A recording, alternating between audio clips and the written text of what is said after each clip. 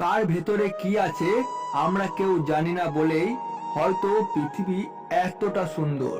অনুকরণ নয়, অনুসরণ নয়, নিজেকে খুঁজুন, নিজেকে জানুন, নিজের পথে চলুন। যাদের নিজের কোনো যোগ্যতা থাকে না তারাই অন্যদের নিয়ে বেশি সমালোচনা করে। সময়ই শিক্ষা দেয়, আবার এই সময়ই শিক্ষা কেড়ে নেয়। আসলে পরিস্থিতি মানুষকে সবচেয়ে বেশি নিয়ন্ত্রণ করে। বন্ধু যতই খারাপ হোক তাকে কখনোই ফেলে দিও না। মনে রেখো, জল যতই খারাপ হোক তা কিন্তু আগুন নেভানোর জন্যই কাজে লাগে।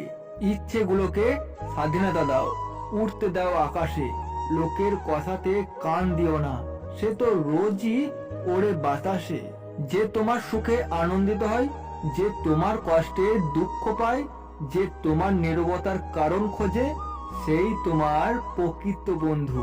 জীবনে যতই তুমি ভালো কাজ করো না কেন, কারো না কারোর কাছে তুমি খারাপ হবেই। সম্মান হোক বা ভালোবাসা ততটাই দেবেন যতটা চাহিদা, কারণ অতিরিক্ত জিনিসটাই খুবই খারাপ। শিক্ষিত ব্যক্তি অহংকারী হতে পারে, কিন্তু জ্ঞানী ব্যক্তি কখনো অহংকারী হতে পারে না, কেননা অহংকারী ব্যক্তি কখনো জ্ঞানী নয়।